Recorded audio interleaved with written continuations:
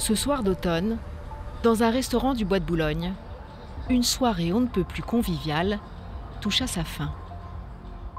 Un dîner a été organisé pour une équipe de footballeuses professionnelles. Ce jeudi 4 novembre 2021, la section féminine du Paris Saint-Germain a organisé un dîner de cohésion. Ça se fait dans un club de football pour resserrer les rangs, pour aller un petit peu tous dans le même sens. On est à une semaine du match contre Lyon, qui est le match le plus important de l'année. Il y a eu beaucoup de nouvelles, c'est un moment clé pour créer une bonne émulation, pour que les filles soient à fond. C'était un moment clé de la saison. Les joueuses dînent dans ce restaurant qui se trouve au Bois de Boulogne. Et vers 21h45, elles ressortent du restaurant, du Chalet des Îles. Parmi elles, un petit groupe de 3 s'apprête à repartir en voiture. Aminata Diallo, 26 ans, milieu de terrain, propose à ses coéquipières Kera Amraoui, 31 ans, milieu de terrain elle aussi, et Sakina Karchaoui, 25 ans, défenseur, de les raccompagner. Toutes habitent non loin l'une de l'autre. Elles partent à 3 joueuses dans la voiture d'Aminata Diallo. Aminata Diallo, elle habite un peu plus loin, mais c'est sur le chemin. Donc elles prennent la direction des Yvelines. C'est Aminata Diallo qui conduit la voiture. Elles sont dans une petite ville à Chatou, dans les Yvelines. Seulement, très vite, la conductrice Aminata Diallo surprend tout le monde. L'itinéraire qu'elle emprunte intrigue. De manière assez étrange aux yeux de ses passagères, elle insiste, semble-t-il, pour déposer d'abord Sakina Karchaoui devant son domicile. Alors qu'elles sont toutes proches du lieu de résidence de Kera Amraoui.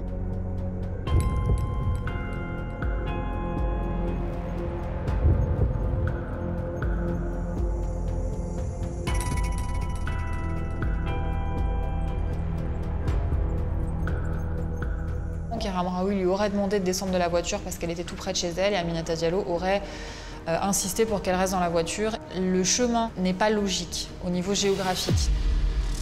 Quand on vient de Paris, du Bois de Boulogne, eh bien, semble-t-il, le trajet le plus cohérent, c'est d'abord de passer devant le domicile de Kera Amraoui, puis celui de Sakina Karchaoui. Mais les choses, là, ce soir-là, se passent dans le sens inverse. Ce qui fait qu'elles se retrouvent toutes les deux, Aminata Diallo et Kera Amraoui. Kera Amraoui, la passagère restée à bord, ne s'en doute pas encore. Mais un terrible piège est en train de se refermer sur elle. D'ici quelques minutes, elle va tomber dans un guet-apens. Sur le chemin, le véhicule roule à une vitesse étonnante. Après avoir déposé Sakina Karchaoui, Aminata Diallo roule vraiment à une allure très, très modérée. La voiture roule tout doucement, mais vraiment très lentement. Elle part de 5 à 10 km/h. Lorsque soudain, vers 22h45, 2 individus surgissent. Arrivé à hauteur d'une camionnette, il y a 2 hommes qui sortent devant la voiture.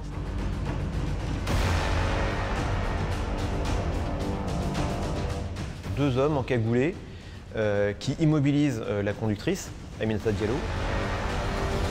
Et l'un des 2 agresseurs extirpe Kera Amraoui de la voiture.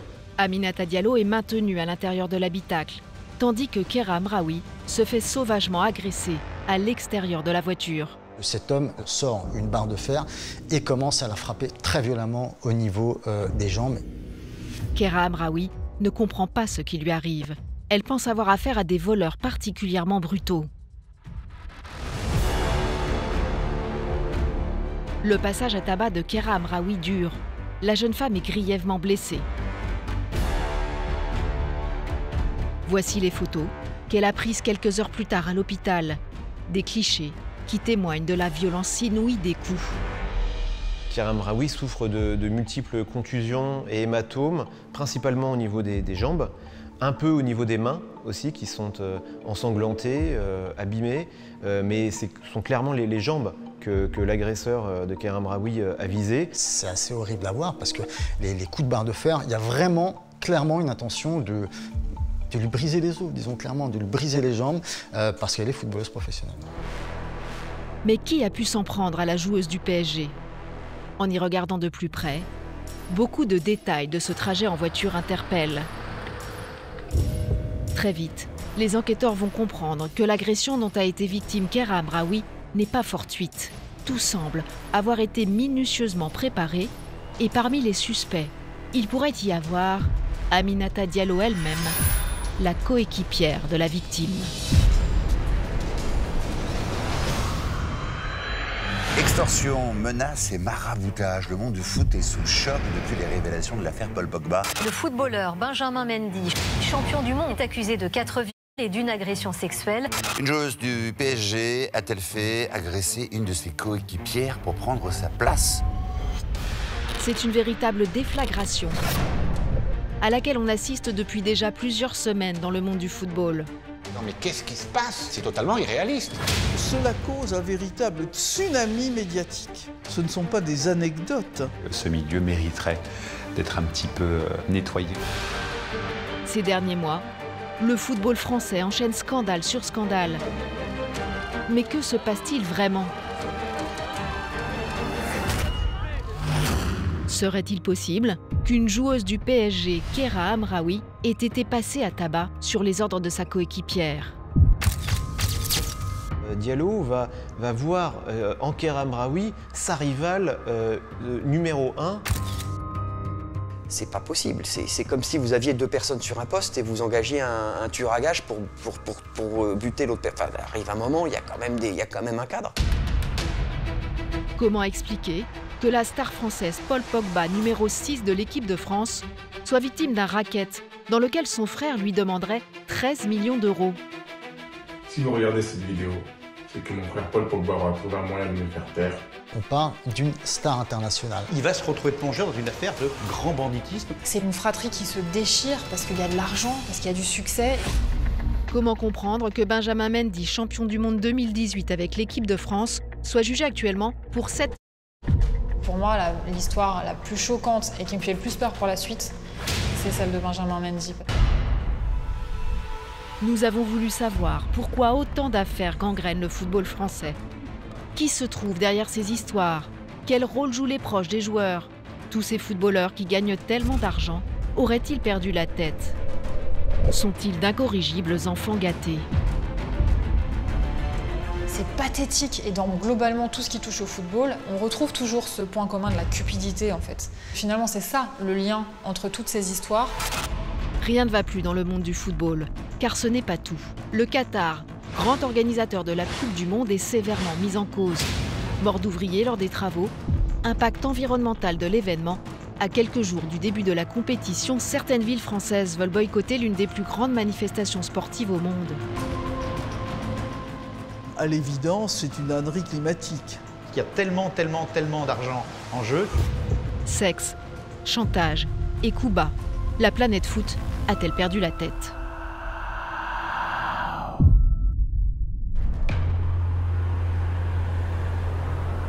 Ce 4 novembre 2021, Kera Hamraoui vient de se faire agresser violemment. Elle se rend à l'hôpital. Elle nécessite des soins urgents. Bien, Kera Hamraoui part à l'hôpital de Poissy pour se faire soigner.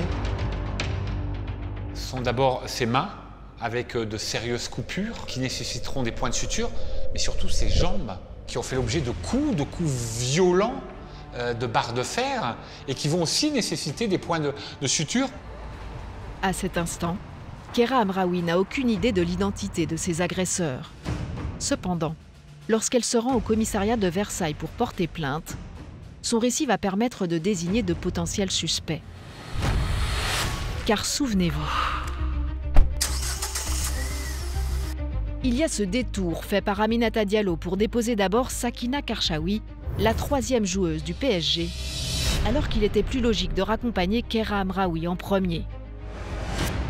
Il y a aussi la voiture qui ralentit anormalement quelques secondes avant le guet-apens. Et puis, Aminata Diallo, la conductrice, qui ressort indemne de l'agression, sans blessure. Depuis le début de cette histoire, j'ai des doutes sur le rôle joué par Aminata Diallo. On aurait vraiment dit qu'elle savait comment cela allait se passer. Les policiers s'interrogent alors. la conductrice Aminata Diallo dit-elle toute la vérité? Dès ses premières auditions, donc dans le lendemain et le surlendemain de l'agression, il y a quelques doutes qui semblent apparaître au fil de ses déclarations, au fil des questions aussi des enquêteurs. Quelques doutes, mais pas de certitude réelle. Pourtant, 6 jours plus tard, un incroyable coup de théâtre se produit. Aminata Diallo, la conductrice du véhicule et coéquipière de Kera Hamraoui, est placée en garde à vue. La nouvelle fait l'effet d'une bombe. Une joueuse du PSG a-t-elle fait agresser une de ses coéquipières? C'est ce que se demande la police judiciaire de Versailles. Aminata Diallo a été placée en garde à vue ce matin. Je reçois une notif sur mon téléphone, Aminata Diallo en garde à vue. Ça m'est rarement arrivé à ce point-là. Le ciel me tombe sur la tête. Quand je vois la notif, j'ouvre le truc, je vois que c'est en plus en lien avec une agression de Kera Hamraoui, mais vraiment je tombe des nues, mais total, j'étais sur les nuages dans le ciel et je m'écrase par terre, d'un coup. Aminata Diallo est entendue pendant plus de 30 heures. Et vous allez le voir, la jeune femme va tout faire pour se dédouaner. Lors de sa première garde à vue, Aminata Diallo balaie d'un revers de la main tous les éléments qui sont présentés par les enquêteurs. Aminata Diallo, tout de suite, elle nie complètement. Elle dit qu'elle est choquée, qu'on puisse la soupçonner, qu'elle ait pu téléguider une telle agression. Elle rétorque que ce sont des éléments tout à fait subjectifs, qu'elle n'a rien à se reprocher. D'ailleurs, comme le montrent des photos et des vidéos prises à Zanzibar à l'été 2021, Aminata Diallo et Kera Hamraoui passent parfois du bon temps ensemble. Elles entretiennent des relations cordiales. On sait qu'elles s'entendaient très bien, d'ailleurs avec d'autres joueuses du PSG, et qu'elles partaient en vacances ensemble. Elles ont des relations plutôt amicales. Seulement voilà, même si Aminata Diallo nie une quelconque responsabilité dans l'agression de sa coéquipière, les enquêteurs vont rapidement envisager un mobile crédible. Au lendemain de l'agression, tout de suite, sur les réseaux sociaux, il y a des internautes qui connaissent très bien le football, qui relèvent tout de suite. Elle joue au même poste au Paris Saint-Germain, elle joue au même poste en équipe de France.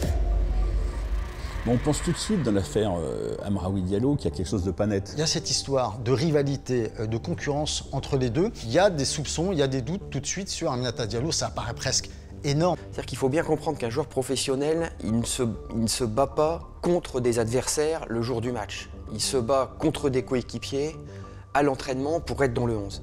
Sa vie, c'est ça. Ce qui est clair, c'est qu'elles jouent au même poste et qu'effectivement, quand l'une joue, l'autre ne joue pas. C'est quand même un scénario qui avait été envisagé dès la révélation de l'agression. C'est pas la première fois dans l'histoire du sport qu'il y a la rivalité entre deux filles, deux championnes, deux garçons, pour une place dans l'équipe, pour une place de titulaire, que ce soit en équipe de France ou au PSG. Mais là, il y a un passage à l'acte qui est complètement tabou et c'est ça qui est choquant, évidemment. Et à partir de là, elle se serait fabriqué l'idée que sans Kera Hamraoui, la vie serait plus belle. Alors Aminata Diallo, qui joue au même poste que Kera Hamraoui, était-elle jalouse de sa coéquipière au point d'organiser contre elle un guet-apens? La rivalité sportive entre les deux femmes serait-elle à l'origine de ce passage à tabac? Pour les enquêteurs, ce mobile est de plus en plus plausible. D'autant que cette agression des joueuses du PSG en rappelle une autre. Et vous allez le voir, les similitudes sont troublantes. On a tous pensé à un autre épisode, cette fois-ci qui s'est déroulé sur les patinoires américaines aux États-Unis, entre deux grandes championnes américaines, Nancy Kerrigan, la petite fiancée de l'Amérique, et sa rivale pour les Jeux Olympiques de Lillehammer en Norvège en 1994, Tonya Harding. C'était une patineuse qui avait commandité le cassage de jambes de sa concurrente. Nancy Kerrigan agressée à coups de barre de fer jeudi dernier à Detroit lors des championnats des États-Unis.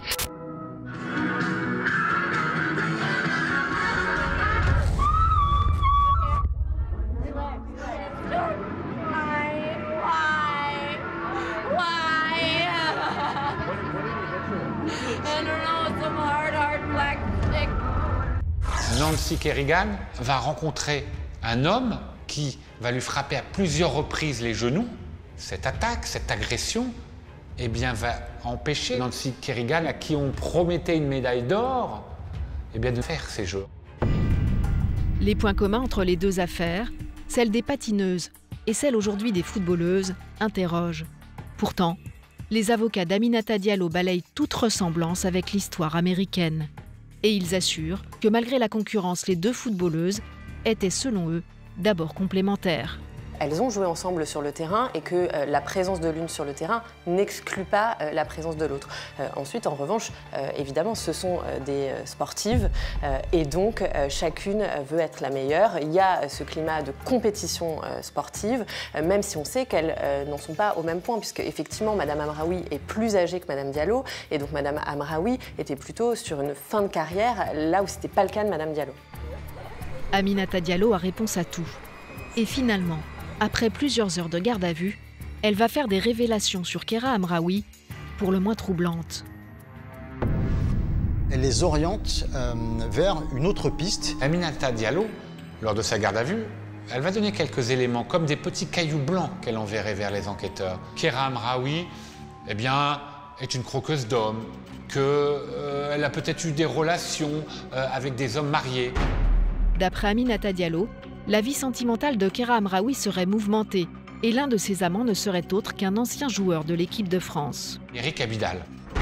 Les deux se sont connus à Barcelone. Eric Abidal était directeur sportif et Kera Amraoui était l'une des stars de l'équipe et on leur a prêté une relation extra-conjugale. Cette révélation inattendue conduit les enquêteurs à formuler une nouvelle hypothèse. Une jalousie amoureuse pourrait-elle être à l'origine du guet-apens dans lequel Kera Amraoui est tombée? Est-ce que du fin fond de son domicile en région lyonnaise, l'épouse d'Eric Abidal aurait fomenté par son entourage un règlement de compte, une punition pour ce mari adultérin? Seulement quelques jours plus tard, la piste de l'épouse trompée est abandonnée. L'honneur d'Ayet Abidal est sauf, mais son couple vole en éclats. Ce couple eh bien, va être une victime collatérale de l'affaire Amraoui-Diallo. Parce qu'à un moment donné, cette relation extra-conjugale, réelle ou supposée, eh bien, va être divulguée dans l'opinion publique. Et pour cette femme, pour cette épouse, Ayet, ça va être une terrible épreuve. D'abord de savoir que son mari l'a trompée, et puis ensuite que cette tromperie eh bien, se répande dans toute la presse. Pour Kera Amraoui, le cauchemar continue. Non seulement elle reste traumatisée par son agression, mais ces rumeurs de croqueuse d'hommes fragilisent son statut de victime. Kera Amraoui est vue comme une victime, certes, mais une victime aussi qui l'a peut-être bien cherchée. Et donc si elle a une fille à problème dans la vie privée, peut-être l'est-elle aussi dans la vie d'un vestiaire de foot. Et donc ça contribue à faire de Kera Amraoui une victime complexe, une victime pour laquelle il est assez difficile d'avoir de la compassion finalement. Quelques jours après l'agression de Kera Amraoui, et parce que le mobile de l'adultère ne tient pas, les enquêteurs reviennent à la case départ. Ils n'ont pas abandonné leur première piste. Et cela pour une raison simple. Le comportement d'Aminata Diallo lors de sa garde à vue reste à leurs yeux très suspect. La manière dont le camp Diallo a dévié les flèches vers la vie privée d'Amraoui a introduit un peu de doute. On a pensé qu'il y avait une histoire derrière l'histoire. Et en fait, a priori, il n'y a pas d'histoire derrière l'histoire. C'est l'histoire d'une rivalité. La principale suspecte, celle vers qui convergent les soupçons les plus graves, c'est vraiment Aminata Diallo. Non, mais c'est une histoire qui est ahurissante. Non, c'est du mauvais roman. Seulement, pour impliquer Aminata Diallo dans l'agression de Kera Amraoui, il manque aux enquêteurs une preuve. Ils décident donc discrètement de placer la joueuse sous surveillance. Ce n'est pas la première fois que des joueurs de football français occupent la page des faits divers des journaux. Des affaires souvent peu reluisantes que la fédération aurait préféré passer sous silence. Souvenez-vous, en avril 2010, 2 joueurs de l'équipe de France, Karim Benzema et Franck Ribéry, sont au cœur d'une affaire de mœurs. Ils sont accusés d'avoir bénéficié des services d'une prostituée, alors mineure, nommée Zaya. C'est quelques mois avant la Coupe du Monde, en 2010. On découvre qu'une enquête a été ouverte sur une jeune fille qui s'appelle Zaya. C'est l'histoire d'une prostituée qui a reconnu avoir eu des relations tarifées avec certains joueurs. Et là, on découvre interloqué, en fait, le fait et geste de cette jeune fille à la poitrine généreuse et qui régulièrement allait dans une boîte de nuit chercher une clientèle aisée, dont vraisemblablement des footballeurs de l'équipe de France. Certains joueurs ont eu, entre guillemets, des relations tarifées alors qu'elle venait juste d'avoir sa majorité, donc ils sont passés entre les gouttes, même si, rappelons qu'elle avait caché son âge aux joueurs. Il est 5h05 sur RTL, des Bleus dans la tourmente. 2 joueurs de l'équipe de France de football, Sidney Govou et Franck Ribéry, ont été entendus la semaine dernière dans le cadre d'une enquête sur un réseau de prostitution. Cette affaire, qui éclate en 2010, révèle au grand jour ce qui est pourtant un secret de polichinelle dans le milieu du football. Énormément de joueurs ont recours à des relations tarifées que leur amène leur entourage. C'est aussi une pratique qui se fait assez régulièrement. Bientôt, on ne parle plus que du scandale Zaya. C'est une bombe terrible pour le football français et aussi sur le comportement de certains joueurs. Le public français ne peut plus ignorer que certains joueurs n'ont pas des mœurs très recommandables. L'image des Bleus en prend un coup, et cela ne va pas s'arranger lorsque 2 mois plus tard, une nouvelle affaire va défrayer la chronique en pleine Coupe du Monde. Cette fois, nous sommes le 17 juin 2010 en Afrique du Sud. L'équipe de France vient de se faire battre à plate couture 2-0 par le Mexique lors de la phase de qualification. Le lendemain, les Bleus se font écharper par la presse. Et ce n'est pas tout. Le plus gros scandale est encore à venir. Car bientôt, on apprend qu'une scène inimaginable s'est jouée en coulisses à l'abri des regards entre Raymond Domenech, l'entraîneur de l'équipe, et l'un de ses joueurs. La ministre des Sports à l'époque, Roselyne Bachelot, se souvient de ne pas avoir pris dans un premier temps l'affaire très au sérieux. Il s'est passé une altercation entre Raymond Domenech et Anelka dans les vestiaires de l'équipe de France. On a les mots de Nicolas Anelka dans le vestiaire, des mots d'injure à l'encontre de l'entraîneur de l'époque, Raymond Domenech. Je ne vais pas répéter l'injure d'Anelka à Domenech, mais cette injure qui aurait dû rester comme un propos de vestiaire est mis en titre dans le journal L'Équipe. Cela cause un véritable tsunami médiatique. Nicolas Anelka sera expulsé de l'équipe de France. Avion direction Paris, il rentre à la maison. Ça va devenir une affaire politique. Je suis à Johannesburg à l'époque, ma conseillère en communication qui me dit « Madame la ministre, vous devez de réagir ». Je lui dis « Écoutez, ministre des Sports, ministre de la République, je ne vais pas commenter une injure de vestiaire entre 2 gens énervés à la sortie d'un match qu'on a perdu. » Mais très vite, la ministre ne va plus avoir le choix. Car après l'éviction du joueur irrespectueux Nicolas Anelka, une rébellion inédite dans l'histoire de la Coupe du Monde va se dérouler sous le regard médusé des spectateurs du monde entier. Les Bleus, censés s'entraîner avant leur prochain match contre l'Afrique du Sud, vont faire grève. Les joueurs refusent de descendre du car. On dit on n'y va pas. Et il n'y en a pas un seul dans le bus qui va dire « Allez, vous venez maintenant, vous êtes des sales gosses, on va s'entraîner ». C'est une gifle pour le football français. Incroyable. L'équipe se retranche dans le bus, tout rideau tiré. Et c'est finalement un Raymond Domenech fébrile qui prend la parole pour lire un communiqué des joueurs, pour le moins déconcertant. En conséquence, et pour marquer leur opposition à l'attitude adoptée par les plus hautes instances du football français, l'ensemble des joueurs a décidé de ne pas participer à la séance d'entraînement programmée aujourd'hui. Merci, monsieur. Quel est ton commentaire, Raymond ? Cette rébellion jugée honteuse provoque la colère du directeur de la fédération dépêché sur place, Jean-Louis Valentin.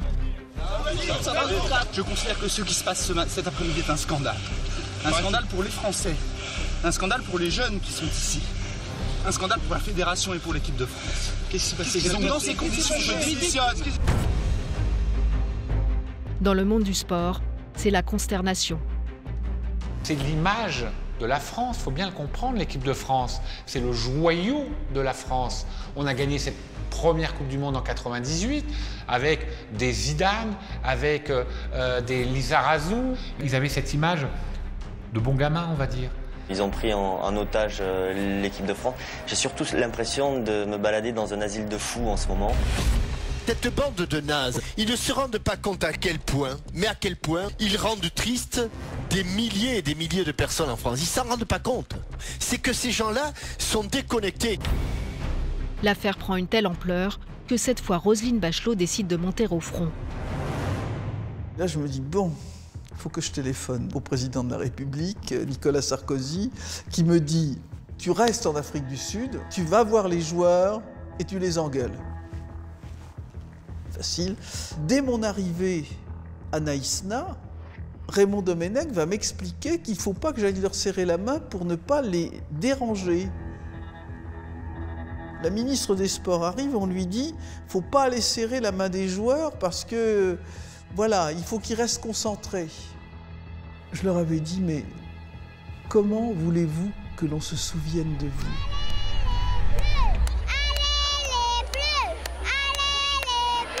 Et ce qui devait arriver, arriva. Le 22 juin 2010, la France perd son 3e match contre l'Afrique du Sud. Elle est éliminée de la Coupe du Monde. Le lendemain, la ministre des Sports reprend l'avion depuis Johannesburg, direction Paris.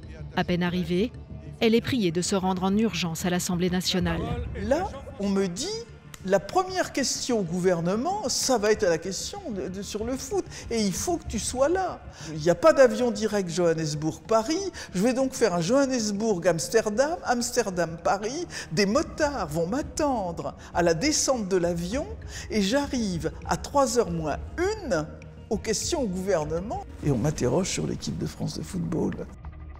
Je ne peux que constater, comme vous, gère Jean-François Lamour, le désastre.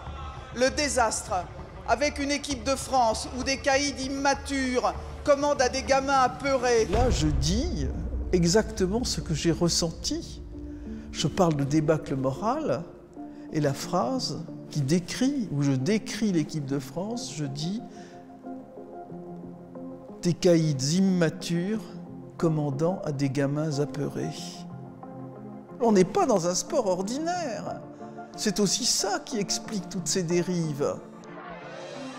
Les joueurs se sont crus plus forts que tout, plus forts que leur entraîneur, plus forts que leur président, plus forts que tout le monde. La crise de Naïsna a montré à quel point cette génération à ce moment-là était hors sol, se croyait tout permis et ne comprenait pas parfois qu'il y a des choses qui ne se faisaient pas, comme contester toujours l'autorité. Des joueurs qui se sont comportés comme des enfants gâtés. Voilà l'image que beaucoup ont gardée des footballeurs qui ont participé à ce que l'on appelle maintenant le fiasco de Naïsna. Alors les choses ont-elles changé aujourd'hui?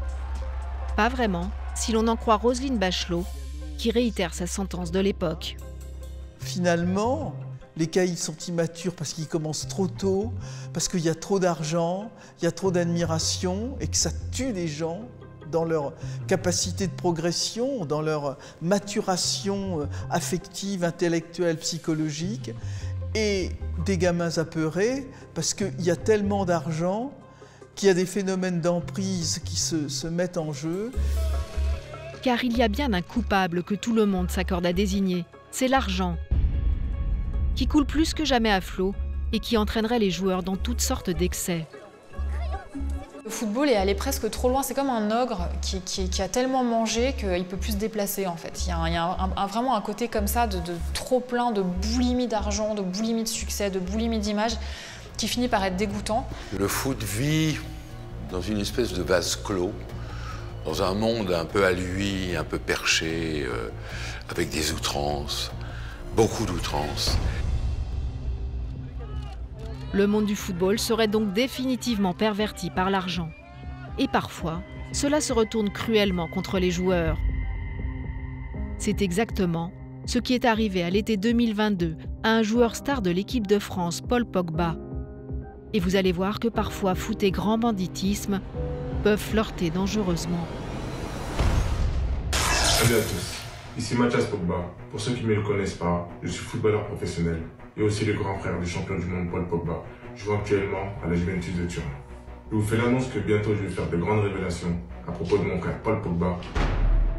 Le 28 août 2022, le monde entier découvre stupéfait cette vidéo de 3 minutes sur les réseaux sociaux.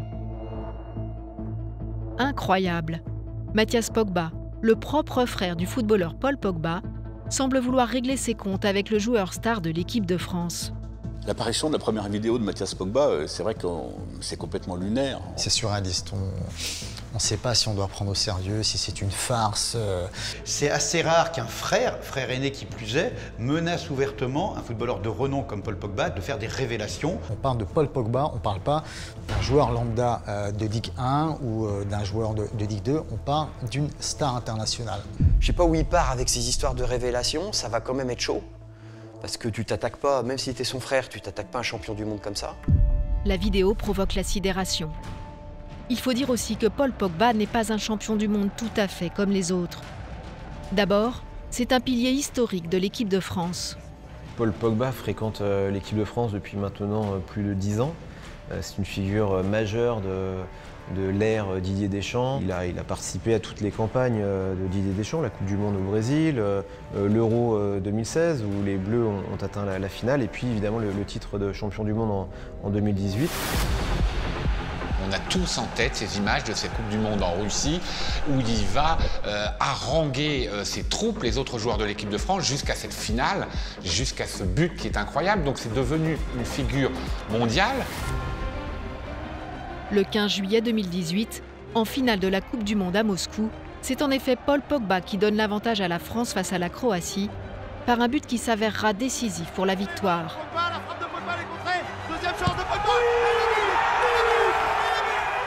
Et puis Paul Pogba, c'est aussi un personnage. Un joueur dont le charisme et les qualités de meneur font l'admiration de ses fans, mais aussi de ses coéquipiers. C'est un joueur joyeux, extrêmement extraverti, mais quelqu'un de positif dans un groupe et très apprécié par les autres. C'est une personnalité aussi extrêmement solaire, qui n'hésite pas à jouer aussi avec les caméras, qui fait parler de lui pour son look, pour ses extravagances capillaires. C'est l'homme aux 1000 coupes de cheveux. À chaque fois, il arbore une nouvelle coupe, parfois extravagante. Donc c'est devenu la star des jeunes parce qu'il est énormément sur les réseaux sociaux. Et aussi parce que sur le terrain, c'est un joueur dominant. Au milieu de terrain, c'est voilà, l'un des très très grands talents du football français. Alors, comment Paul Pogba, un joueur si apprécié du public, peut-il être jeté en pâture sur les réseaux sociaux par son propre frère Mathias ? Ce déballage de linge sale en public paraît totalement incompréhensible. Si je fais cette vidéo aujourd'hui et me lance dans cette démarche, c'est que j'estime que le public français, italien, espagnol, anglais, et plus encore l'équipe de France, la Juventus, les coéquipiers de mon frère et ses sponsors, méritent de savoir certaines choses. Tout ça risque d'être explosif et de faire grand bruit. En fait, si l'on en croit Mathias Pogba, les qualités prêtées à son frère ne seraient que façade. Paul aurait en réalité un double visage. Il dit vous allez voir qui est le réel Paul Pogba, vous allez avoir sa vraie image. Moi-même, son frère, j'ai subi ce qu'il m'a fait. Alors tout ça, il n'est imbé d'un mystère parce qu'il ne va pas dans les détails. Hein. C'est attendez, vous allez voir. Je pense que ce que j'ai à dire risque d'intéresser beaucoup de monde. Et il y aura des éléments et de nombreux témoignages pour confirmer mes propos. Restez à l'écoute. À très bientôt. Mathias Pogba entretient savamment le suspense. Mais que s'est-il passé entre les deux frères Pogba pour qu'ils en arrivent là? Les journalistes qui s'emparent de l'affaire vont vite comprendre qu'elle remonte déjà à plusieurs semaines. Le 16 juillet 2022, plus d'un mois avant la vidéo de Mathias, Paul Pogba a déposé plainte. Ce qu'il raconte aux policiers est digne d'un film de gangster. Depuis plusieurs semaines, il subirait en effet un chantage financier et vivrait un véritable calvaire. Et tout cela expliquerait la vidéo de Mathias Pogba. Pour le comprendre, il faut remonter au printemps 2022. Nous sommes le 19 mars. Paul Pogba quitte son club de Manchester United en Angleterre pour rejoindre ses coéquipiers de l'équipe de France en vue de la préparation d'un match amical. Il y a un rassemblement de l'équipe de France à Clairefontaine et Paul Pogba, qui est l'une des stars avec Kylian Mbappé, eh bien il s'y rend. Paul Pogba profite alors de sa présence en région parisienne pour retrouver son quartier d'enfance le temps de quelques heures. À l'occasion de ce rassemblement de l'équipe de France, Paul Pogba retourne chez lui, en Seine-et-Marne, là où il est originaire, pour retrouver ses copains, quelque chose de très classique. Il va aller là où il a habité, à Roissy-en-Brie, jusqu'à 13 ans. Et puis il va manger avec ses copains d'enfance, avec qui ils ont fait les 400 coups. Selon le récit qu'il fera par la suite aux enquêteurs, la star internationale est alors à 1000 lieues d'imaginer le piège qui l'attend. En effet, à partir de ce moment précis, les événements auraient pris pour Paul Pogba une tournure aussi terrifiante qu'inattendue.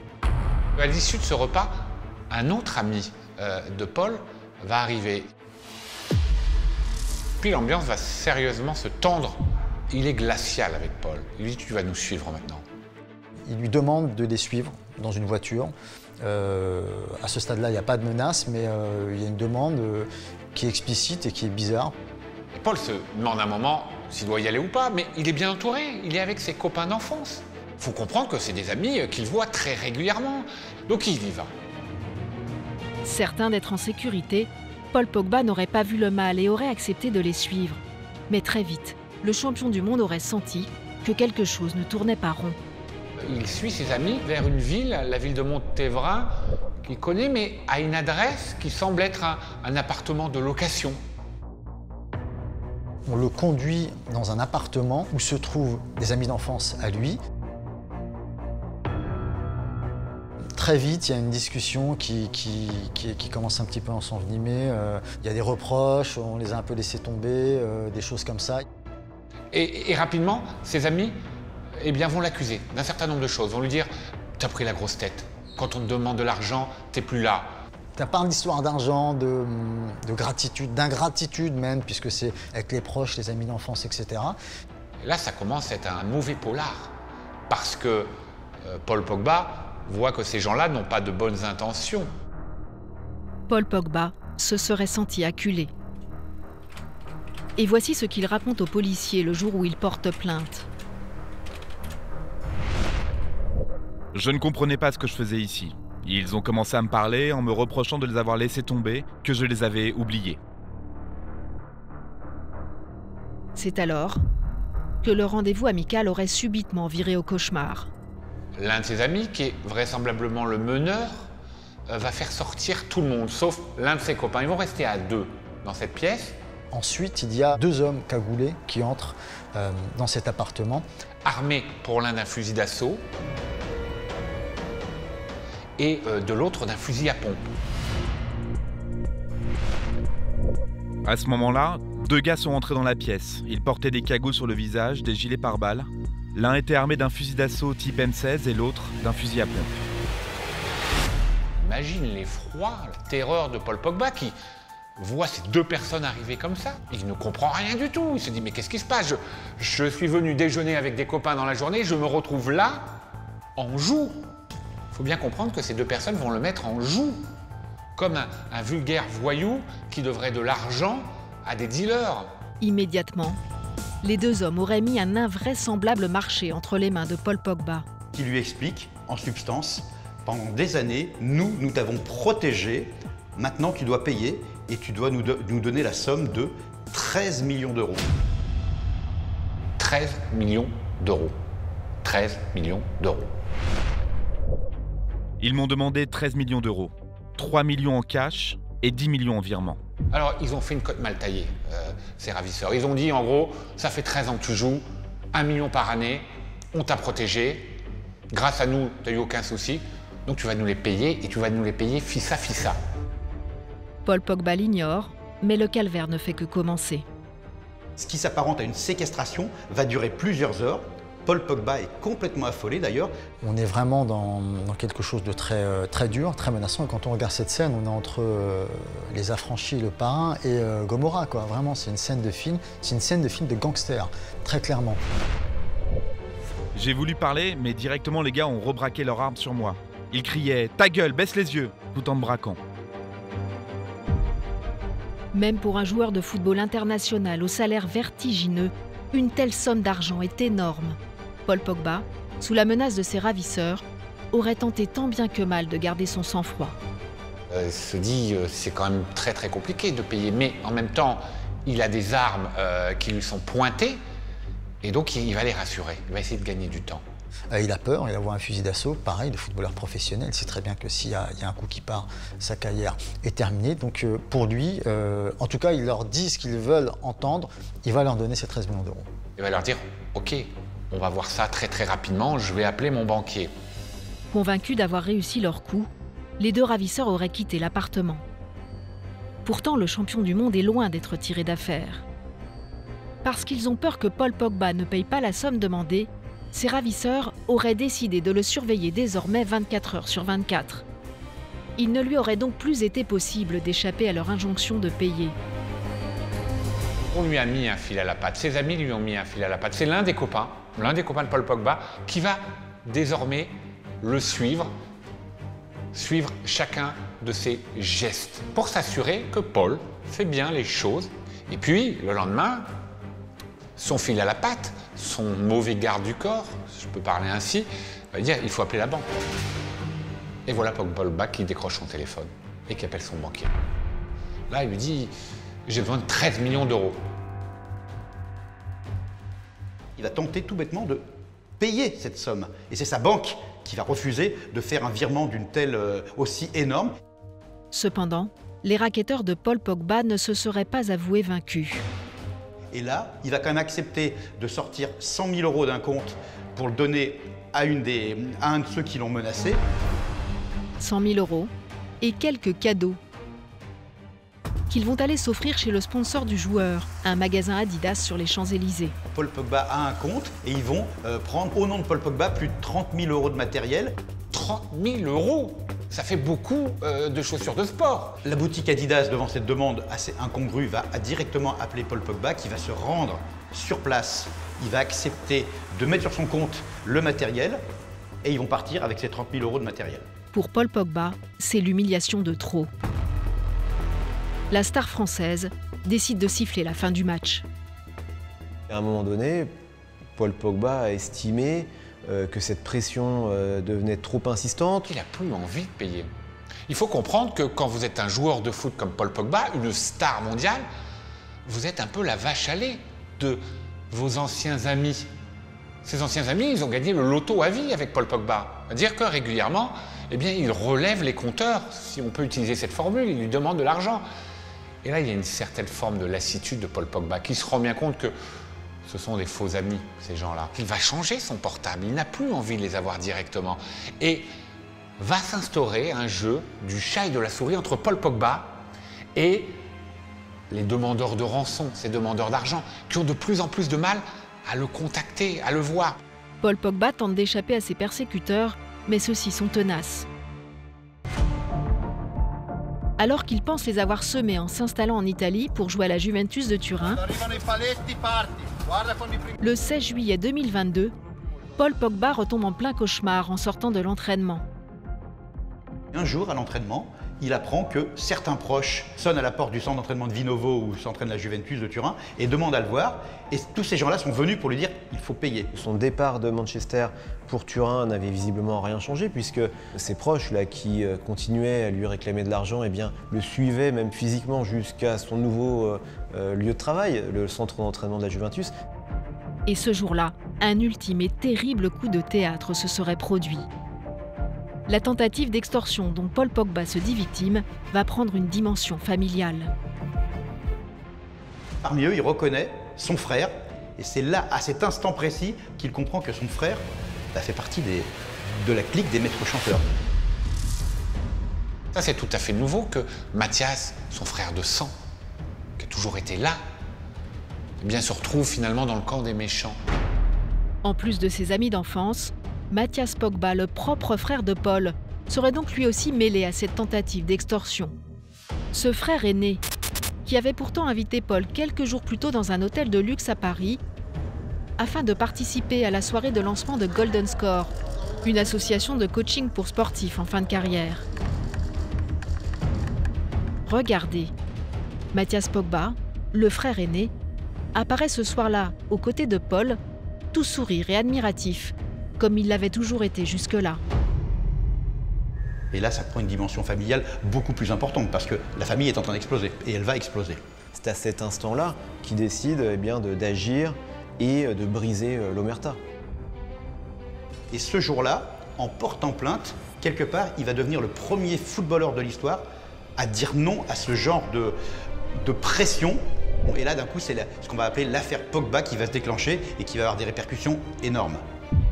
L'affaire Pogba est maintenant entre les mains de la justice. Mais si dans un premier temps, Paul est soulagé d'avoir porté plainte, cette affaire entache sérieusement sa réputation, quand bien même il apparaît comme victime. Un problème, vous allez le voir, que rencontre aussi la joueuse du PSG, Keira Hamraoui.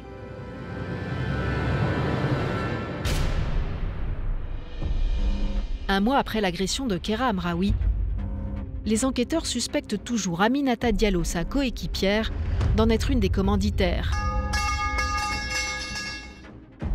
Pourtant, dans les semaines qui vont suivre, l'affaire va prendre une tournure complètement inattendue. Une partie de l'opinion publique va en effet se retourner contre la victime, Keira Hamraoui.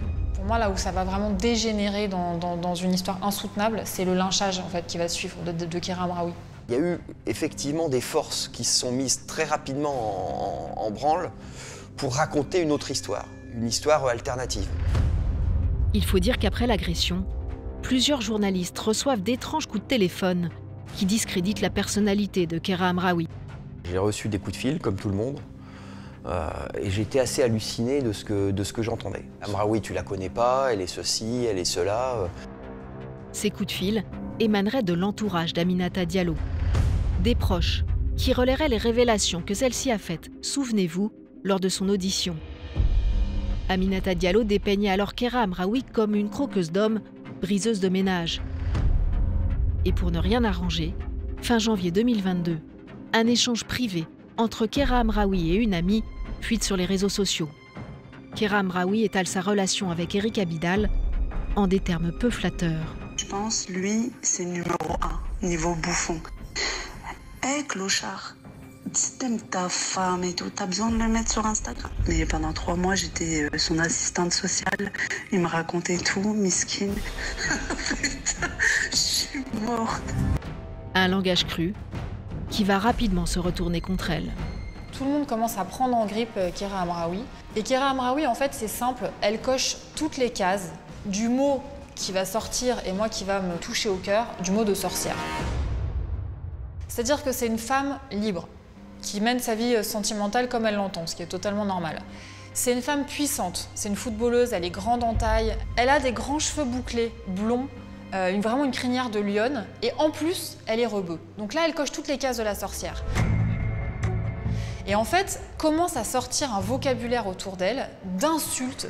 Ce qui s'exerce à ce moment-là, c'est quand même un vrai lobbying médiatique, plutôt du camp Diallo, qui vise à discréditer Hamraoui et finalement à reporter sur elle la responsabilité de l'incident, l'origine de la jalousie et finalement la révélation de la vie privée de Hamraoui qui n'est pas liée du tout à l'agression. Pour les gens, ça a envoyé quand même un bruit de fond qui consistait en fait à mettre en cause la moralité d'Hamraoui. Il y avait l'infidélité derrière en toile de fond présumée de l'un ou de l'autre. On a réussi à construire un environnement autour de cette histoire qui a notamment fait florès sur Twitter, qui effectivement ont tout de suite rangé Aminata Diallo du côté des victimes.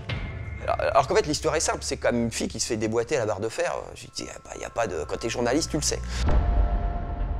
Le chemin de croix de Keira Hamraoui est loin d'être terminé. Cible d'attaque sur les réseaux sociaux, la footballeuse est aussi progressivement lâchée par ses coéquipières du PSG qui lui reprochent d'avoir orienté les soupçons des enquêteurs vers Aminata Diallo. Tout va se retourner contre Hamraoui, qui va d'un coup passer pour non plus une victime, mais une balance qui a osé balancer honteusement une de ses coéquipières.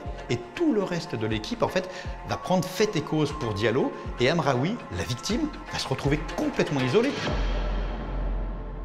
Et les joueuses du PSG ne s'arrêtent pas là.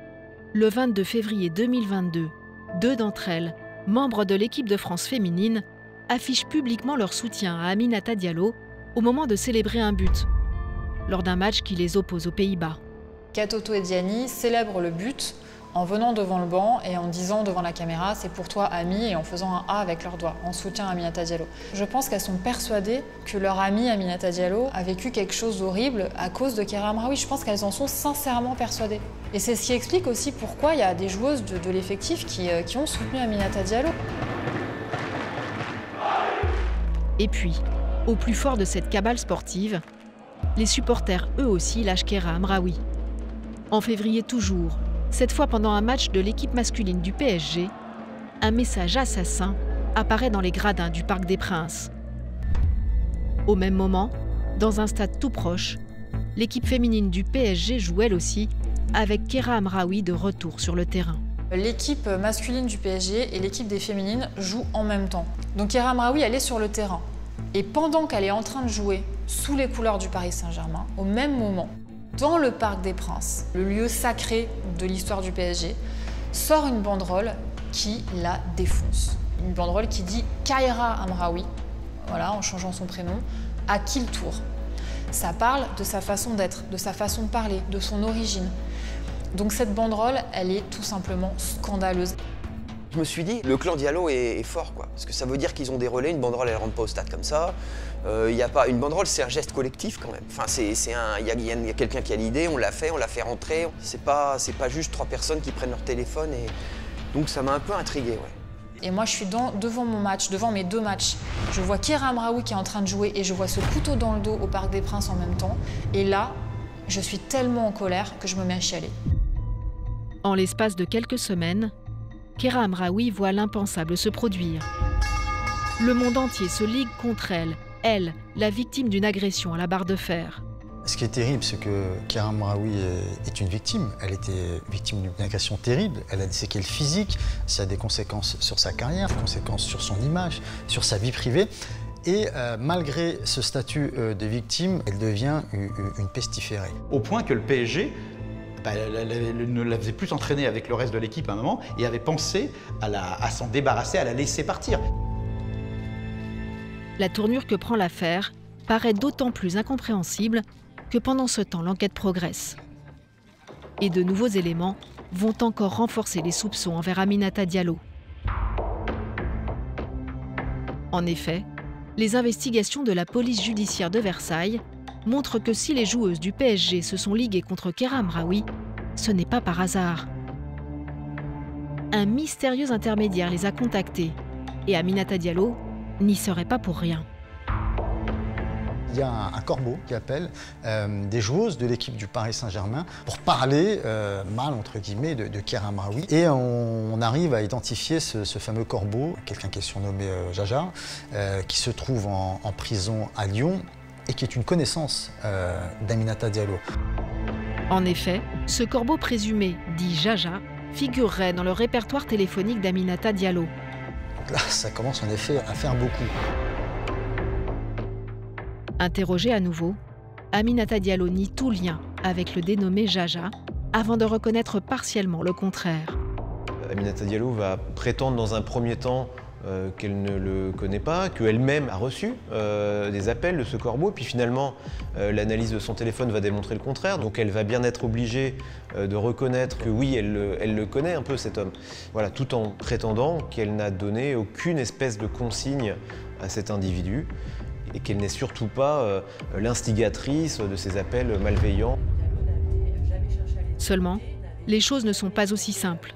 C'est ce que vont expliquer les avocats d'Aminata Diallo.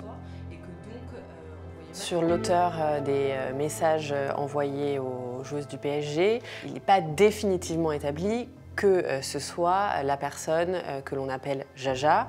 Quand bien même on suivrait la thèse qui serait celle-ci, effectivement il y a des liens entre Jaja et Madame Diallo, mais il y a aussi des liens entre Jaja et Madame Amraoui, et c'est d'ailleurs Madame Amraoui qui va présenter Jaja à Madame Diallo. Cependant, au fil de l'enquête, les éléments contre Aminata Diallo s'accumulent. D'autant que les enquêteurs ont commencé à surveiller la joueuse du PSG.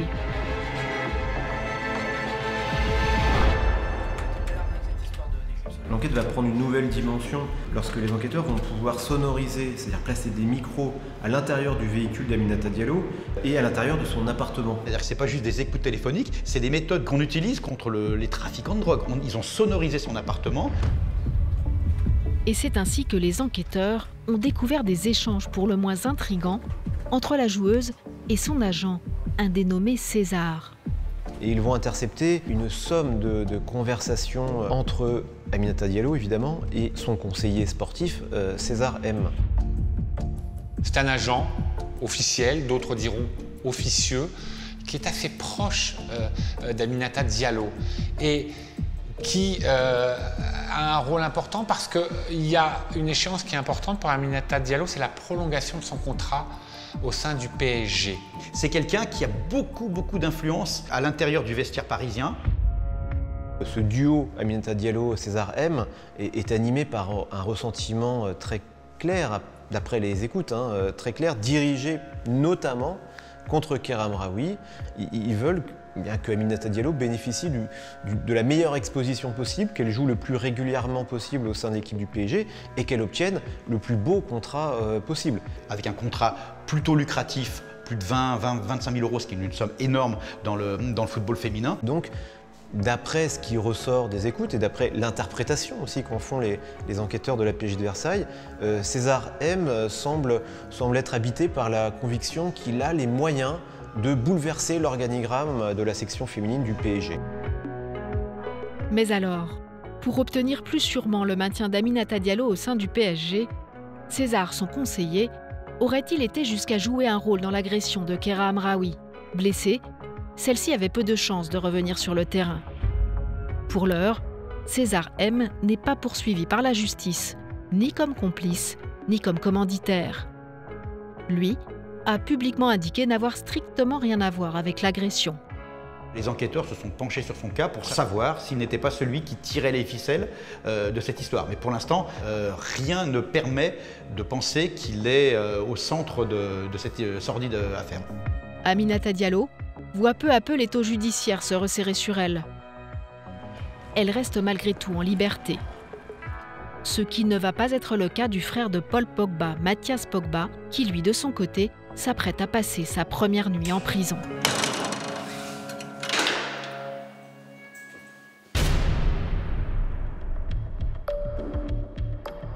Trois semaines après la publication de la vidéo de Mathias Pogba, qui promettait des révélations sur son frère Paul, tout ça risque d'être explosif et de faire grand bruit.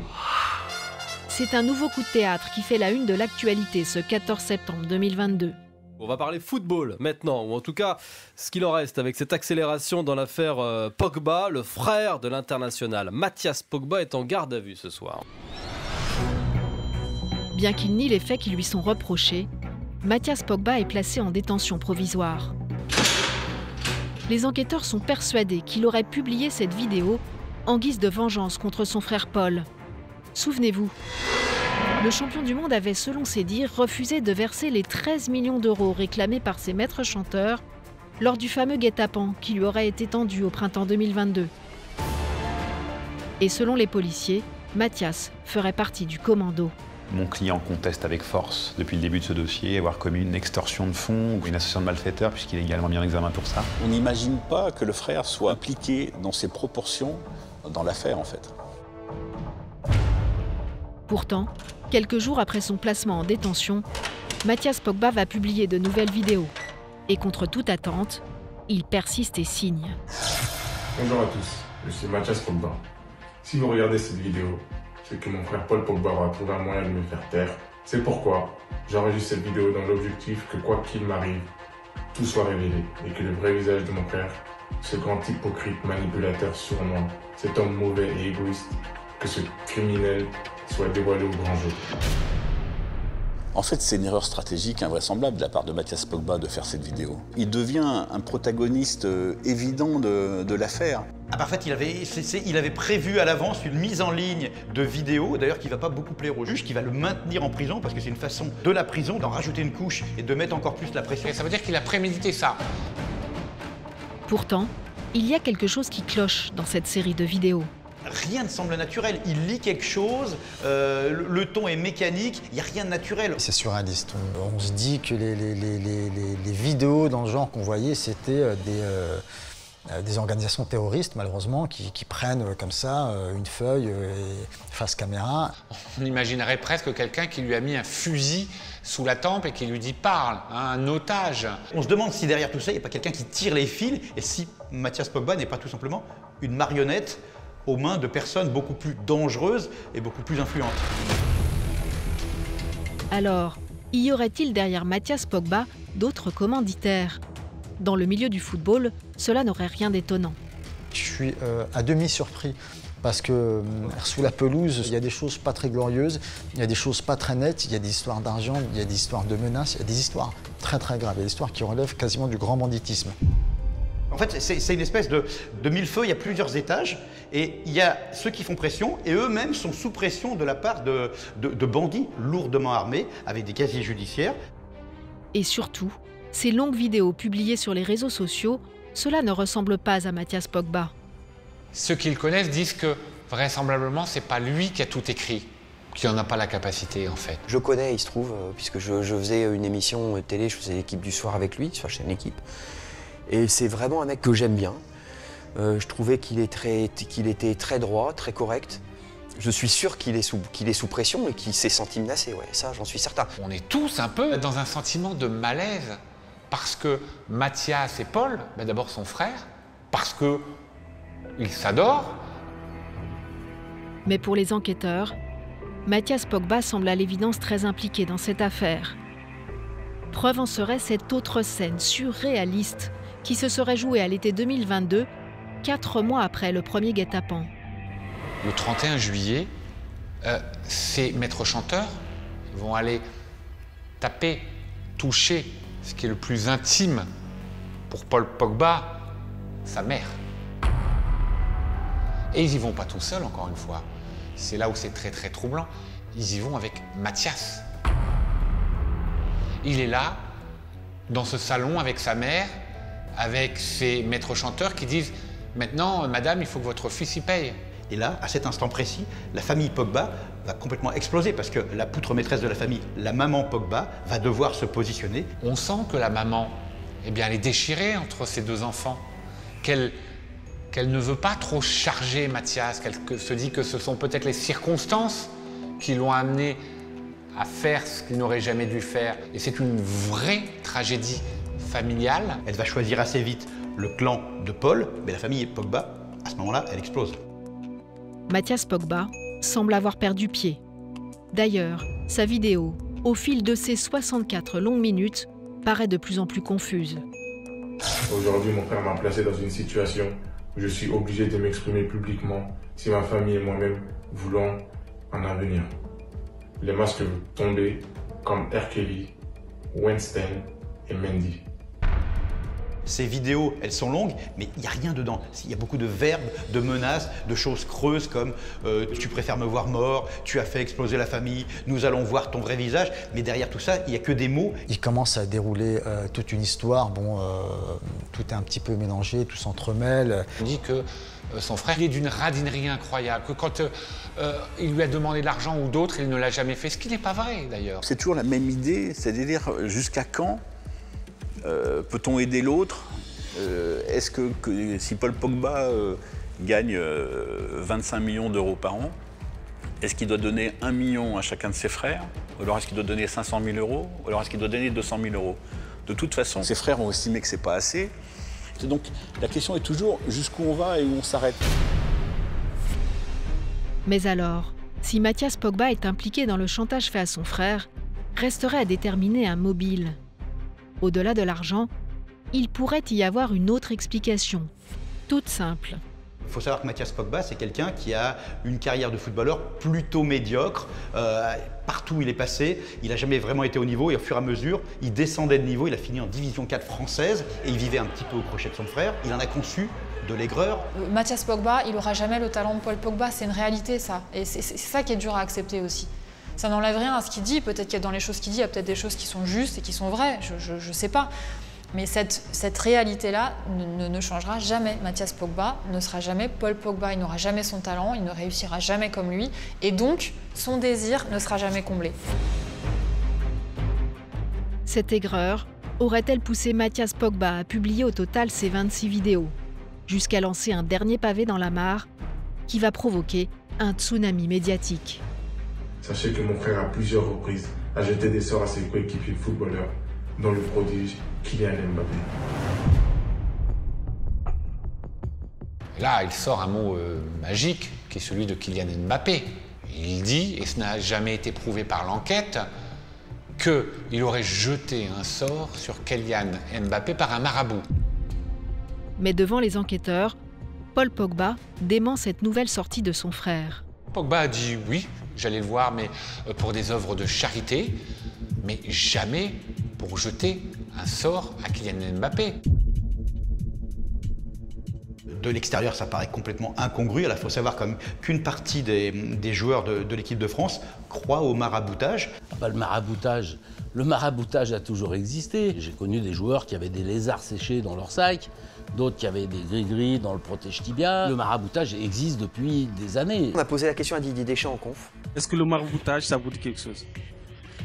Je vis sur la même planète que vous, donc c'est quelque chose qui est présent depuis, je sais pas, j'étais pas né certainement, donc avec, voilà, chacun a cette liberté aussi de croyance. Moi, ça me pose pas de problème, je suis pas là pour juger. Si ça permet à certains de mieux se sentir psychologiquement ou autre... Il s'est bien gardé de folkloriser ou de ridiculiser le recours au marabout parce qu'on n'est pas très loin de la préparation mentale en fait. Il suffit que le joueur y croit ou y accorde crédit pour qu'il y trouve un confort psychologique. Et le confort psychologique, c'est le mental ou la façon de se conditionner mentalement pour le joueur et elle est essentielle. L'affaire du maraboutage fait tellement polémique que Kylian Mbappé lui-même doit sortir du silence. Je préfère faire confiance à la parole d'un coéquipier. Voilà, je pense qu'il est déjà dans certains problèmes. Je pense que ce n'est pas le moment d'en rajouter pour lui. Et il m'a appelé, il m'a donné sa version des faits. Aujourd'hui, au jour d'aujourd'hui, à l'heure où je parle, c'est sa parole contre la parole de son frère. Donc je vais faire confiance à mon coéquipier. C'est pas un épisode si anodin que ça, parce que ça va crisper quand même les relations entre l'entourage de Kylian Mbappé et l'entourage de Paul Pogba. Ils vont devoir s'appeler. Et Paul va dire à Kylian, mais jamais j'ai jeté un sort sur toi. Tout ça est faux. L'histoire de marabouter un coéquipier qui plus est n'est pas un concurrent, c'est une histoire qui n'a ni queue ni tête, mais qui avait surtout pour but de mettre le nom de Kylian Mbappé en avant et de donner encore plus d'audience et de force à la menace du frère Pogba. Bien malgré lui, Kylian Mbappé se retrouve donc associé à une affaire d'extorsion de fonds. Et il n'est pas au bout de ses surprises, car il est aussi cité dans l'autre dossier sulfureux du moment, celui qui oppose les deux joueuses du PSG, Keira Hamraoui et Aminata Diallo.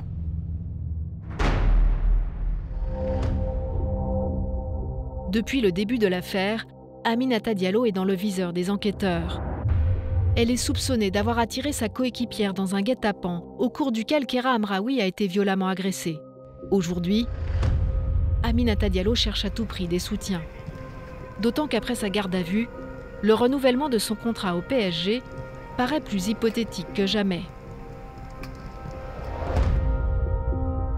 Et à la surprise générale, Kylian Mbappé et ses proches vont lui apporter une aide inespérée. Quelques jours après une première mise en garde à vue d'Aminata Diallo, la famille Mbappé invite Aminata Diallo à une soirée. Et Kylian se prend en photo avec elle, ce qui est interprété évidemment par tout le monde comme une marque de soutien à Aminata Diallo. Bingo! Grâce à cette photo, Aminata Diallo redore son blason. Et ce n'est pas tout. Lors de cette même soirée, la joueuse serait aussi parvenue à convaincre la mère de Kylian Mbappé de l'aider à décrocher un nouveau contrat. On sait que sa mère, Faiza Lamari, est très influente au sein du Paris Saint-Germain. Donc on voit bien qu'elle est forte, puisque pour arriver à convaincre, en tout cas faire en sorte que Faiza Lamari, la maman de Kylian Mbappé, l'un des plus grands joueurs du monde, la star du Paris Saint-Germain, on arrive a discuté de cette prolongation de contrat, même si elle parle de discussion informelle, on peut la croire. En tout cas, ça s'est fait. Je pense que Faiza Lamari, la mère de Kylian Mbappé, fait partie des gens qui ont profondément cru en l'innocence de Aminata Diallo. Parce qu'elle a été en contact direct avec elle, elle a entendu raconter sa version des faits et elle l'a cru. Seulement, ce soutien du clan Mbappé va être de courte durée, car de nouvelles révélations sur l'affaire vont convaincre la famille de faire machine arrière. Voici ce que déclare quelques jours plus tard Faiza Lamari, la mère de Kylian Mbappé. Quand j'ai appris que le PSG ne souhaitait pas offrir un nouveau contrat à Aminata pour des raisons probablement liées à l'affaire, j'ai pris mes distances avec elle. En effet, en parallèle, les enquêteurs de la police judiciaire de Versailles avancent leurs pions. Et ils pensent avoir identifié les membres du commando qui a agressé Kera Amraoui. Le 14 septembre 2022, 4 hommes, âgés d'une vingtaine d'années, sont interpellés dans le Val-de-Marne. En garde à vue, ils passent rapidement aux aveux. L'un des agresseurs confie avoir fait ça pour 500 €. On n'est pas exactement dans le grand banditisme, mais en tout cas, on est dans un milieu de petits voyous. Les enquêteurs vont assez vite identifier ce qu'on va appeler les petites frappes, les petites mains, les sales petites mains qui ont fait le sale boulot, vont dire on a été en relation avec Aminata Diallo. Donc clairement, l'enquête n'est pas encore bouclée, mais tout converge à penser, tout laisse croire à penser qu'elle est au centre de l'affaire. Suite à ces révélations, 10 mois après son agression, Kera Amraoui décide de sortir du silence, traumatisée par ces rumeurs de croqueuse d'hommes véhiculées par Aminata Diallo. Si elle n'accuse pas ouvertement sa coéquipière, elle fait part des doutes qui la hantent. J'ai compris qu'il y a un truc qui était louche. Je pouvais pas passer de victime à coupable du jour au lendemain. Parce qu'il ne faut pas oublier que je me suis fait tabasser par des hommes cagoulés à coups de barre de fer et qu'une semaine après, on me fait passer pour la coupable. Avec le temps, quand on avance, on se dit qu'il y a des choses pas très claires. Aminata Diallo est à nouveau placée en garde à vue le 15 septembre 2022, puis en détention provisoire. Elle est mise en examen pour violence aggravée et association de malfaiteurs. Libérée une semaine plus tard sous contrôle judiciaire, elle continue à nier d'être la commanditaire du guet-apens. Et pour la première fois, elle aussi prend la parole publiquement. J'allais sortir de cette histoire et puis il s'avère que finalement ils m'ont désigné comme étant la commanditaire. Pourtant je ne les connais pas, je ne les ai jamais vus, j'ai jamais été en contact avec, j'ai jamais parlé avec eux. En l'absence de preuves contre Aminata Diallo, l'enquête se poursuit. Car un dernier élément semble accabler la joueuse parisienne et pourrait accréditer la thèse de la rivalité sportive. En effet, l'un des agresseurs de Kera Amraoui va lors de sa garde à vue faire une autre révélation. Ce qui va aussi nourrir les soupçons des enquêteurs, c'est qu'un des 4 agresseurs va expliquer que quelques instants après avoir frappé aux jambes Kera Amraoui, il va recevoir un coup de fil en disant « Vous lui avez pas cassé les genoux, il faut recommencer ».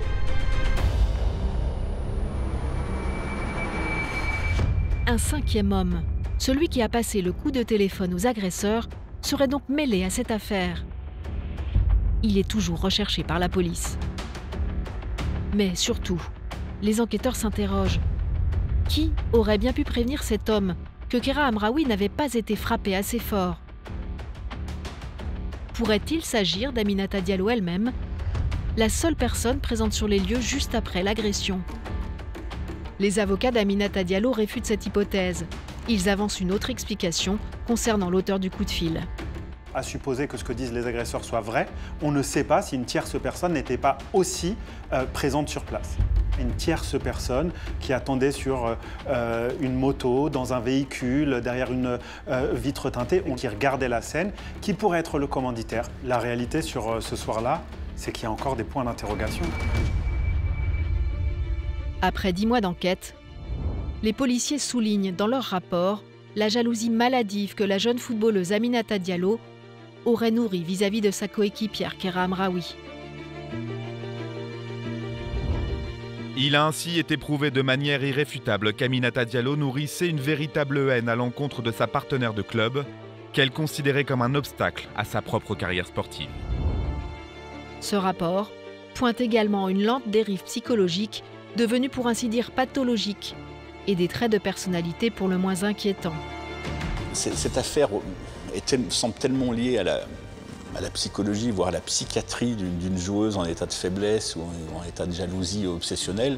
Est-ce qu'elle se dit j'ai vu, enfin j'accède parce qu'enfin elle avait enfin le bon contrat avec le PSG ou le contrat qu'il fallait, enfin je vais accéder à ça, je suis en fin de contrat, l'autre va me le retirer. Est-ce qu'elle a senti une espèce de situation d'urgence autour de ça? Est-ce qu'elle a senti de l'injustice par rapport au fait qu'on prenne Amraoui? Alors, Aminata Diallo serait-elle fragile psychologiquement, au point d'avoir élaboré cette terrible machination contre sa rivale? La joueuse dément catégoriquement et dénonce un acharnement. Il y a encore une fois une manière de me rabaisser, de me diaboliser et de m'atteindre, mais ça n'a pas fonctionné. Je vais très bien, je vous rassure, psychologiquement, et je suis conscient de tous mes faits et gestes. Dans les prochains mois, l'enquête devra déterminer le rôle précis qu'Aminata Diallo aurait joué dans l'élaboration de cette sordide agression. Selon ses avocats, la joueuse n'aurait rien à se reprocher. Il n'y a pas d'élément matériel. Je crois qu'il faut juste s'arrêter à là. Aujourd'hui, ce que je constate, c'est qu'on a monté une affaire en épingle parce qu'elle aurait roulé un peu plus doucement que la normale. Ce ne sont pas des éléments factuels qui me permettent d'établir que ce sont des preuves suffisantes pour aller sur le chemin de la culpabilité. Aminata Diallo a quitté définitivement le PSG pour rejoindre sa famille en Isère. Sa carrière semble aujourd'hui plus que compromise. À l'image d'un autre footballeur, Benjamin Mendy, actuellement jugé pour des faits encore plus graves. Décidément, l'année 2022 aura été celle des dérapages dans le football français.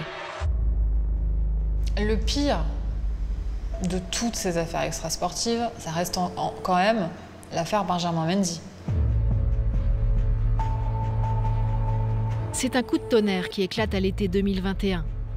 Benjamin Mendy, le défenseur le plus cher de l'histoire du football, est placé en détention provisoire en Angleterre, où il joue pour le club de Manchester City. L'affaire fait la une de la presse anglaise et internationale. Certains journaux vont jusqu'à affirmer qu'il aurait vu 3 femmes en 24 heures. Dans les tabloïds anglais, eh bien, on a des témoignages de femmes, souvent floutées, qui disent « J'ai été agressée, j'ai été par Benjamin Mendy ». J'en tremble quand je lis les articles sur Benjamin Mendy et je suis presque étonnée que cette affaire ne fasse pas plus de bruit que ça en France. La planète foot tombe de très haut. Les plaintes visant Benjamin Mendy portent sur des viols et agressions sexuelles qui auraient eu lieu entre octobre 2020 et août 2021. Finalement, le 10 août 2022, un procès s'ouvre. Benjamin Mendy est notamment accusé de cette violence. Cette libération de la parole des femmes eh bien, a révélé que ce joueur de foot a peut-être utilisé son statut pour amener des filles chez lui, pour les piéger dans son antre, dans son domicile. Les faits se seraient déroulés dans sa luxueuse villa, située dans la campagne au sud de Manchester, où Benjamin Mendy conviait des jeunes femmes à des soirées. Le footballeur en a fait la visite pour une émission anglaise. This is the living room. Nice living room. This is the table where I eat. Here you have the kitchen. Dans cette vidéo, le footballeur ne dévoile cependant pas tout. En particulier, un système très sophistiqué de verrouillage de certaines portes dont lui seul connaissait le fonctionnement et qui lui aurait permis de piéger ses victimes. Voici ce que l'une d'elles raconte au procès. Une large résidence perdue au milieu de nulle part, puis un décor très moderne avec beaucoup de bois. Au sous-sol, la piscine, une salle de gym et une salle de cinéma. À l'étage, des chambres à coucher avec un système de verrouillage de l'intérieur qui permet de se barricader en cas d'attaque. Au tribunal, une autre jeune femme raconte comment elle se serait trouvée piégée par Benjamin Mendy. Tu ne peux pas sortir de la chambre maintenant, alors enlève tes vêtements. Ce qui me met en colère, c'est le nombre de fois où j'ai dit non. J'étais vraiment claire. Ça n'a pas pu être mal compris. Mais comment cette star internationale aurait-elle pu en arriver là? L'homme avait tout pour lui, une carrière brillante et une personnalité admirée. Benjamin Mendy, à qui on promettait une carrière incroyable, d'énormes qualités. C'est en plus quelqu'un qui dégage une joie de vivre dans le vestiaire, c'est quelqu'un qui a l'air sympa. Et puis, le footballeur ne se cachait pas par ailleurs d'avoir énormément de succès avec les femmes. Alors comment imaginer qu'il soit accusé d'avoir vu toutes ces victimes? Il pourrait peut-être y avoir une explication. Le rapport aujourd'hui qu'ont certains footballeurs avec les femmes, il est extrêmement compliqué, tout simplement par manque d'éducation. Quand ces pré-ados rentrent dans des clubs, ils représentent une somme d'argent pour plus tard très importante, les clubs, ils cèdent quelque part à leur désir parce qu'on a trop peur de voir partir la pépite. Donc, quelque part, ces joueurs grandissent sans avoir parfois l'éducation nécessaire avec des choses basiques comme les femmes, ça se respecte. Le comportement présumé de Benjamin Mendy vis-à-vis des femmes ne serait pas un cas isolé. D'autres joueurs se seraient retrouvés mêlés à ce genre d'affaires, mais ils seraient parvenus à arrêter la machine judiciaire à temps.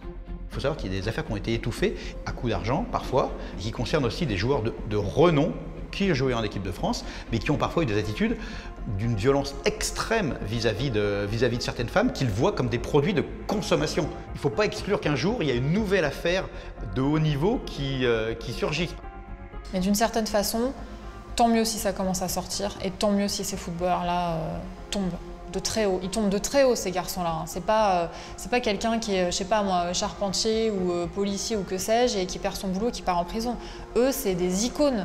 C'est des gens en qui les enfants se reconnaissent. Si sa culpabilité est confirmée, la chute de Benjamin Mendy risque donc d'être un véritable cataclysme. D'autant que le footballeur encourt une très lourde peine. Au-delà de sa carrière qui est finie aujourd'hui, au-delà de son auréole de gloire qui est ternie à jamais, il risque de la prison et des dizaines d'années de prison. Largement commentées dans les médias, ces affaires Mendy, Pogba, Diallo, Amraoui font réagir le monde du football.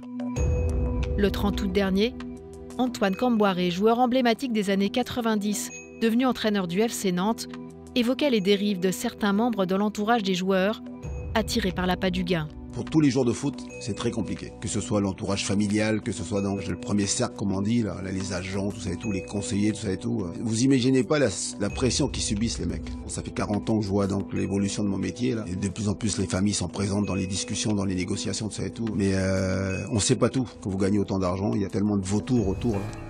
En cause, l'émergence de nouvelles générations de footballeurs issus de quartiers populaires, susceptibles de rapporter énormément d'argent. L'écrasante majorité de tous les joueurs, équipe de France, professionnels, etc., provient des quartiers populaires. Donc il y a un vivier exceptionnel. Donc ce vivier, c'est la poule aux œufs d'or. En fait, ce vivier, il attire tout le monde. Il attire les recruteurs européens. Des quartiers qui produisent des joueurs, mais aussi des conseillers parfois très intéressés, qui ont repéré le pactole potentiel. Ces stars sont entourées de personnes qui ne sont pas toutes recommandables. Il y a les agents qui sont licenciés, qui sont reconnus, qui sont appréciés. Et puis il y a les autres, des gens pas toujours bien intentionnés qui veulent profiter évidemment. Alors, argent et amitié font-ils toujours bon ménage? Je pense que c'est un vrai problème pour les footballeurs et c'est une vraie pression. Et pour en avoir parlé avec pas mal d'entre eux, ils ont parfois du mal à assumer leur salaire vis-à-vis de leurs parents, ils ont du mal à assumer leur salaire vis-à-vis de frères et sœurs. Et puis ils ont du mal à savoir jusqu'où il faut aider les autres, jusqu'où est-ce qu'il faut juste acheter une maison à ses parents, est-ce qu'il faut acheter une maison et une voiture et donner de l'argent tous les mois. J'étais avec un ancien international français qui jouait à Monaco dans les années 80. Il m'expliquait que il a 8 frères et sœurs, il a payé 5 mariages, il a payé 4 bagnoles. Il y a un tel écart entre la vie de la famille avant qu'ils soient footballeurs célèbres et riches et la vie de famille aujourd'hui, à présent qu'ils sont célèbres, footballeurs et riches, que c'est quelque chose qui perturbe complètement les repères et qui perturbe aussi les relations entre les membres de la famille. C'est vraiment ça qui se passe dans l'histoire Pogba. C'est une famille qui devient folle, qui explose, une fratrie qui se déchire parce qu'il y a de l'argent, parce qu'il y a du succès et qui en arrive à se déchirer comme ça. C'est pathétique. C'est pathétique, et dans beaucoup d'autres histoires, et dans globalement tout ce qui touche au football, on retrouve toujours ce point commun de la cupidité en fait. Malgré l'avalanche d'affaires qui ont récemment défrayé la chronique, combien sont passés sous silence et combien pourraient être révélés au grand jour? On sait aujourd'hui que dans le football français, il y a un certain nombre de joueurs qui n'ont pas signalé des intimidations, des extorsions dont ils ont été victimes. La raison, elle tient en un seul mot, la peur. La peur parce que, au-delà d'eux, ils ont de la famille qui vit encore dans le quartier, qui croise encore les maîtres chanteurs. Et puis parfois, il y a des raisons moins avouables. Ils sont peut-être tenus par une sextape, par une connerie, comme ils disent, qu'ils auraient pu faire quand ils étaient jeunes, qui finalement n'aurait pas beaucoup d'importance, mais qui à leurs yeux a beaucoup d'importance et dont ils pensent qu'elle pourrait nuire à leur carrière. Alors ils se taisent et ils vont au pot, comme on dit, c'est-à-dire que régulièrement, eh bien, ils vont donner la liasse de billets. À l'échelle de la France, le mal est profond. Ce n'est pas impossible que dans les mois à venir, on ait d'autres affaires qui surgissent, qui ont eu lieu parfois il y a plusieurs années. Le mal est profond, très profond. L'image que les Français ont du football s'est dégradée ces derniers mois, et cela n'est pas près de s'arranger. Car après les affaires mêlant des footballeurs aux faits divers, une nouvelle polémique ressurgit à quelques jours du coup d'envoi de la Coupe du Monde. Cette fois-ci, elle vise le Qatar, hôte de la compétition. On reproche à l'Émirat du Golfe l'utilisation de climatiseurs dans les stades. Et pire, les conditions de travail des ouvriers sur les chantiers seraient telles que plusieurs milliers d'hommes auraient trouvé la mort. Alors faut-il boycotter la compétition ? En France, le débat fait rage. La Coupe du Monde au Qatar doit avoir lieu et en tout cas, aucun intérêt de faire autant de cinéma un mois avant, alors que Paris a vendu sa ville au Qatar.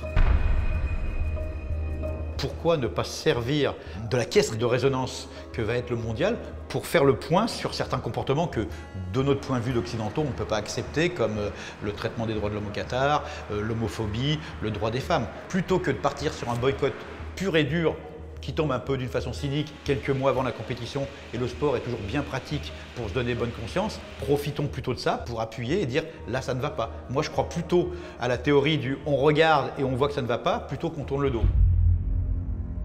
On assiste là depuis quelques jours, quelques semaines, à une espèce de Qatar bashing. Mais je veux bien, mais ce Qatar bashing, il fallait l'opérer, mais infiniment en amont. Qu'est-ce qu'on ne va pas apprendre maintenant sur le Qatar d'ici le coup d'envoi de la Coupe du Monde? On peut s'attendre à tout. Il peut y avoir une escalade folle de révélations fausses, vraies, on ne saura pas. On nous parle de vaporisation, de transport en avion des supporters vers les lieux hôteliers. Tout ça paraît absolument incroyable. Moi, je défends la non-hypocrisie dans ce domaine. Ça a été attribué au Qatar, c'est pas d'hier, c'est même d'avant-hier. Il eût été bon à cette époque, si on avait des choses à dire, de les dire. Il est certain aussi qu'il y a une douzaine d'années, les questions climatiques n'avaient pas le même impact qu'aujourd'hui et que, à l'évidence, c'est une ânerie climatique. Mais bon, maintenant, ils sont attribués au Qatar. Écoutez, on va regarder l'équipe de France et on va la soutenir. Certains maires vont même jusqu'à décider de ne pas retransmettre les matchs sur écran géant, au premier rang desquels la maire de Paris, Anne Hidalgo. Mais je pense que c'est pour des raisons idéologiques et politiques. Ce qui est très surprenant, c'est que Madame Anne Hidalgo peut se retrouver assez fréquemment au Parc des Princes, aux côtés des Qataris, qui eux-mêmes sont propriétaires de son club préféré. J'espère pour elle, les maires de Paris, le PSG. Là, il y a quelque chose que je ne saisis pas bien. Malgré toutes ces polémiques qui secouent le monde du football, nul doute que les Français seront nombreux à suivre les performances des Bleus lors du mondial à venir.